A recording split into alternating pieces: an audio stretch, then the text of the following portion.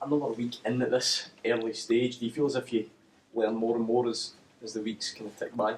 Oh yeah, definitely.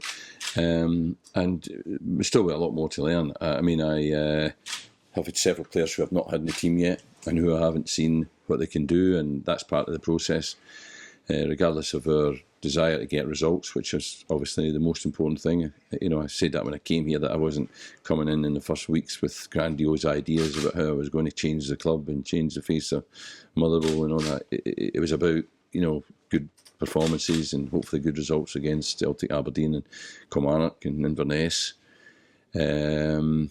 And that remains the same. So I do have to see the others. So, there could be changes again, because I want to keep being fair and I want to learn as much as I can, as quickly as I can, as well as training.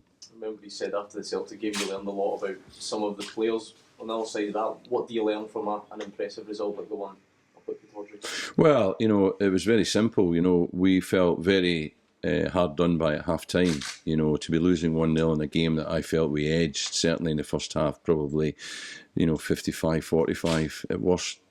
To come in 1-0 down was sore.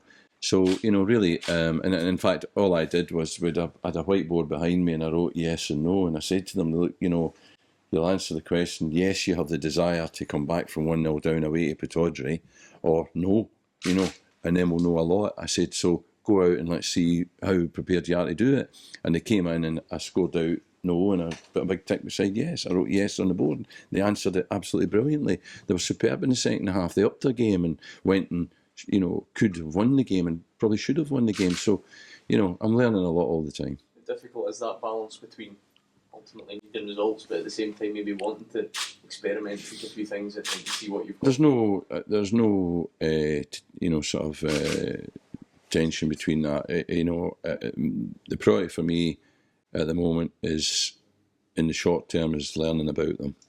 And I've got to just try and make sure that we give ourselves a chance of winning games at the same time. So I won't do it at the detriment of the team, really. But I do have to do that. I'm not just going to go there and think, kind of lose, I've got to win and play the same team that played the last time because they played well. Others need to be given the opportunity to prove that they should be here or shouldn't. Does that help that process when last week you make 3 substitutions and they all seem to make a big impact and do well, that you know that the players out with it?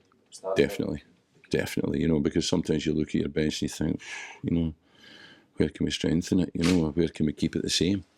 But on Saturday we were able to do that, so, by the end of the game, having played 2 games, one against Celtic, one against Aberdeen, you could say that I knew with some certainty that I have 14 players, that I can trust.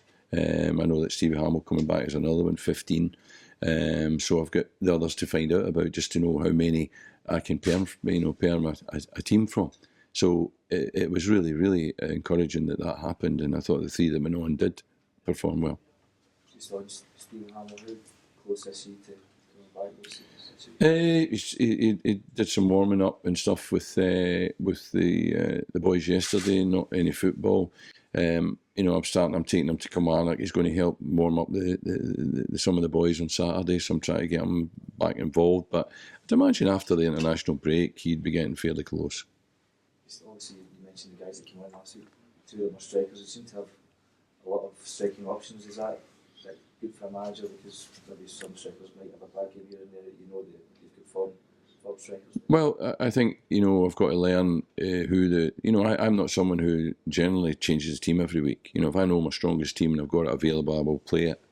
That of course changes from week to week, from training to training. You see different things. Somebody's got an injury, somebody's off, so your strongest team becomes a different team the following week. But at any given time, I'd want to play my strongest team. At the moment, maybe I won't be doing that because I'm learning about them. So I've still to find out, for instance, who the best 2 strikers are, what the best combination of strikers is, what the best way of deploying the forward players is, whether it's, Lionel and another winger, or whether it's one winger as we did last week at Aberdeen with 2 up front and 3 in midfield.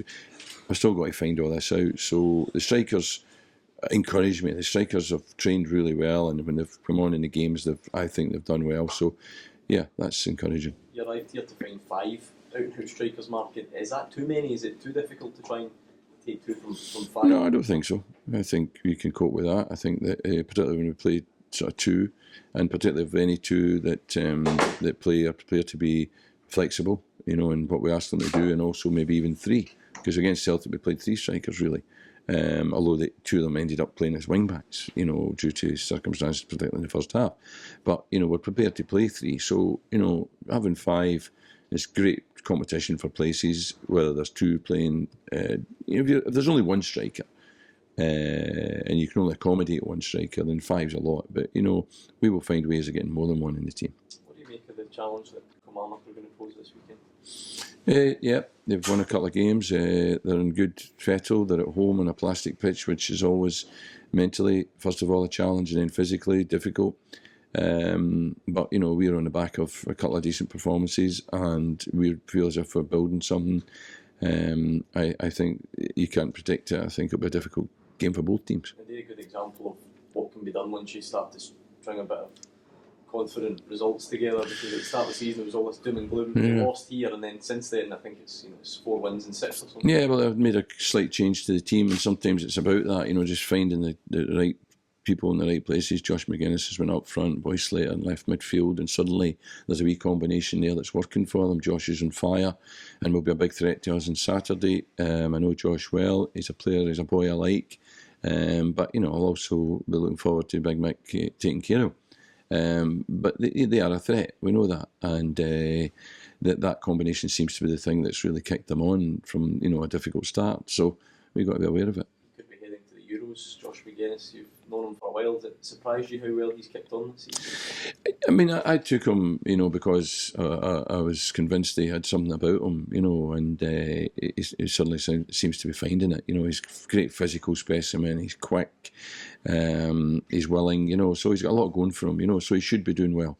I'm delighted for him, but of course, Saturday I want to make sure that we nullify any threat that he is. You always see him as a next striker. Yeah. Played in a few positions. Yeah. Right back for a while. No, I've always thought he was a striker. Any other teams, Mark? No, just Laz, obviously from last week, that's all. How is he? What was the... He's got a calf injury, he'll be missed a couple of games. Probably be back after the break.